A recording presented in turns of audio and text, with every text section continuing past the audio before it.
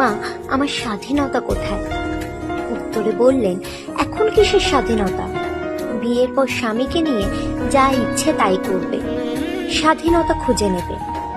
একদিন ভোরে স্বামীকে জিজ্ঞেস করলাম, আচ্ছা, মেয়েদের স্বাধীনতা নেই, শখ আহ্লাদ নেই? উত্তর একটাই, বিয়ের আগে যা করেছো করেছো, এখন করা যাবে না। লোকে কি বলবে? ছেলে মেয়েদের মানুষের মতো করে মানুষ করো, পরে যা ইচ্ছা করতে পারবে। আজ আমার ছেলের বয়স 20-তে পা দিল।